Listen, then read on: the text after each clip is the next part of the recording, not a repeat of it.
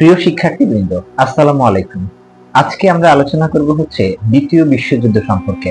আমরা এর আগে প্রথম বিশ্বযুদ্ধ সম্পর্কে আলোচনা করেছিলাম।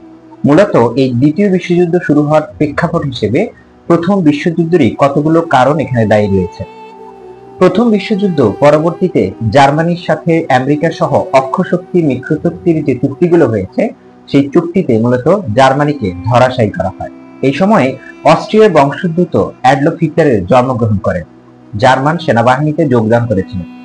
1933 সালে এই অ্যাডলফ হিটলার যখন জার্মানের চ্যান্সেলর হিসেবে নির্বাচিত হয়েছিলেন, তার পরবর্তী সময়ে তিনি উগ্র জাতীয়তাবাদের প্রতি অধিক পরিমাণে গুরুত্ব আরোপ করেছিলেন।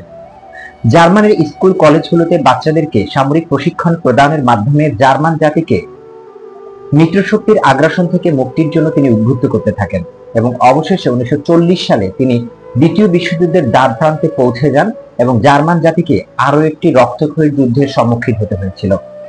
1939 সালে এই রক্তক্ষয়ী যুদ্ধের মাধ্যমে মূলত অ্যাডলফ হিটলারের নেতৃত্বে জার্মান জাতি চেয়েছিল প্রথম বিশ্বযুদ্ধের যে প্রতিশোধ সেটি গ্রহণ করা এবং প্রথম বিশ্বযুদ্ধ পরবর্তীতে যে চুক্তিগুলো হয়েছিল সেখান থেকে মুক্তি পাওয়া এবং সেই সময়কালে যে ডানজিক বন্দরটি তারা হারিয়েছিল সেটিকেও ফেরত পাওয়া।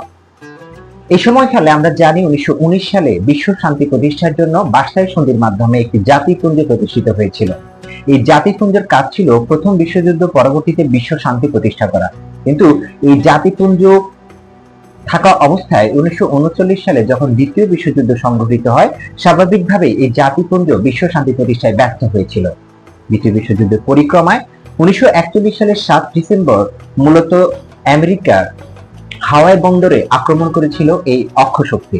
আর এই ঘটনাকে কেন্দ্র করে 1941 সালের 7 ডিসেম্বর আমেরিকা দ্বিতীয় বিশ্বযুদ্ধে অংশগ্রহণ করে। আর আমেরিকার অংশগ্রহণের পর থেকে এই দ্বিতীয় বিশ্বযুদ্ধে মূলত অক্ষশক্তি তথা অ্যাডলফ হিটলারের নেতৃত্বে জার্মানির পিছু টান শুরু হয়েছে এবং 1945 সালের 4 এপ্রিল মূলত এই জার্মানের অতি মহামানবী নেতা, জার্মান জাতির গর্ব অ্যাডলফ হিটলার, তিনি চারদিক থেকে বন্দী হয়ে পড়েন এবং মৃত্যু থেকে তিনি জার্মান জাতিকে যেন মর্যাদা রক্ষার জন্য তিনি শত্রু বাহিনীর হাতে মৃত্যুকে বরণ করে না নিয়ে তিনি তার গার্লফ্রেন্ড ইভা ব্রাউনকে সাথে নিয়ে মূলত তিনি সুইসাইড এবং পিস্তলের মাধ্যমে নিজেকে আত্মহত্যার মাধ্যমে তিনি মূলত এই দ্বিতীয় বিশ্বযুদ্ধের ইতি ঘটান।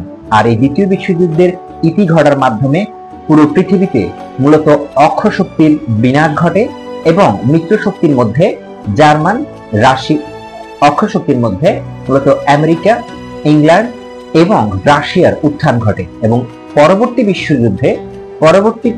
দ্বিতীয় বিশ্বযুদ্ধ পরবর্তী পৃথিবীতে আমরা দেখতে পাচ্ছি সেখানে পুঁজিবাদ এবং সমাজতন্ত্রকে কেন্দ্র করে এই মিত্রশক্তির এই শক্তিগুলোর মধ্যে আবারও পৃথিবী বিভক্ত হয়ে পড়ে এবং এখান থেকে সূত্রপাত ঘটে মূলত স্নায়ুযুদ্ধ বা কোল্ড ওয়ার।